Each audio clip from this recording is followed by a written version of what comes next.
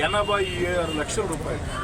86 లక్షల రూపాయల వ్యయంతో 86 లక్షల రూపాయల వ్యయంతో ఇక్కడ ఏర్పాట్లు సాగుతూ ఉన్నాయి.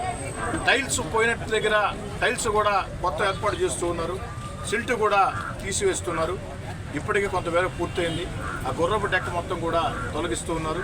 అన్నిటికీ మొత్తం కలిపి 87 లక్షల రూపాయలకి దీంట్లో 16 లక్షలు మాత్రం నుడా, మిగతా డబ్బులన్నీ కూడా నగర కార్పొరేషన్ అటు నుడా అధికారులకి, అదేవిధంగా కార్పొరేషన్ అధికారులకి, రాష్ట్ర మున్సిపల్ శాఖ మంత్రి పొంగూరు నారాయణ గారికి ప్రత్యేకంగా ధన్యవాదాలు తెలియజేసుకుంటూ దీన్ని పూర్తి స్థాయిలో విజయవంతం కావాలని అందరూ కూడా స్వచ్ఛందంగా పెద్ద ఎత్తున ఒకరికొకరు మాట్లాడుకుని ఒకే రోజు గణేష్ నిమజ్జనం 7వ తారీఖు వినాయక చవితి అయితే 11వ తారీఖు నిమజ్జనం. కానీ ఇళ్లలో ఉండే చిన్న చిన్న బొమ్మలకు మాత్రం 7వ తారీఖు ఏర్పాటు చేశాం.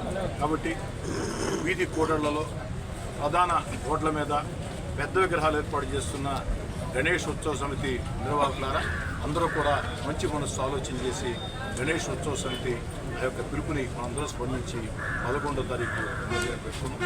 అదేవిధంగా నగర కమిషనర్ గారిని ఇక్కడే కోరుతూ ఉన్న అనుమతులు. గత 2 ఏళ్ల ముందు అనుమతుల విషయంలో అనేక ఇబ్బందులు పడాల్సి వచ్చేది.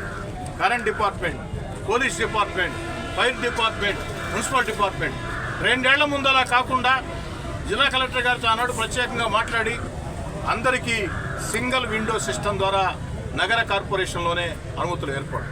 దాన్ని 2 ఏళ్ల ముందు ప్రారంభిస్తే గత సంవత్సరం కూడా దాన్ని కొనసాగించారు.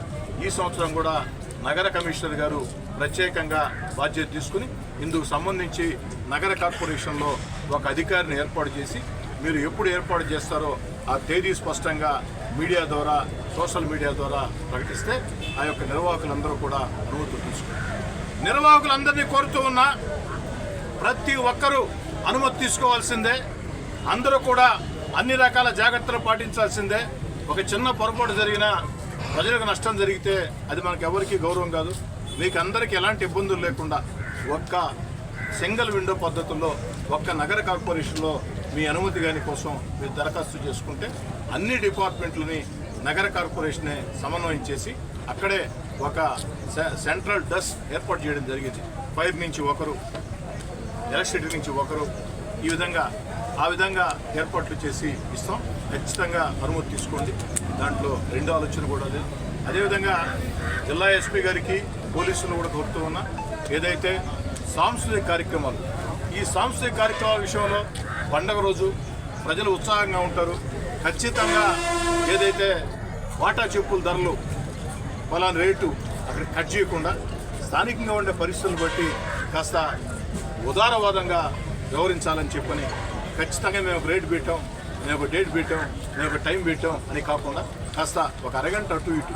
ఎందుకంటే ఎక్కడా కూడా అశ్లీలంగా, అసభ్యంగా అలాంటి కార్యక్రమాలని అంగీకరించే ప్రశ్న లేదు.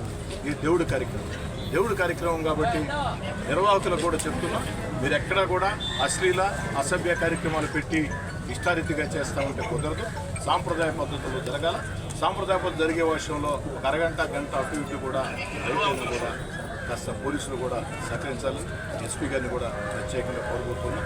మీడియా మిత్రులు కూడా ప్రత్యేకంగా విజ్ఞప్తి చేస్తున్నాం. దీన్ని విస్తృతంగా ప్రచారం చేయండి. నెల్లూరు నగరంలో నగర రూరల్ నియోజకవర్గాలే కాకుండా చుట్టుపక్కల ఉండే ప్రాంతాల్లో కూడా 7వ తారీఖు వినాయక చవితి అయితే 11వ తారీఖు సామూహిక నిమజ్జనం జరుగుతుంది. దానిలో అందరూ. ఈ వీడియో కనుక మీకు నచ్చినట్లయితే లైక్ చేయండి, షేర్ చేయండి, కామెంట్ చేయండి మరియు సబ్స్క్రైబ్ చేయండి. చూస్తూనే ఉండండి లిమ్రా టీవీ.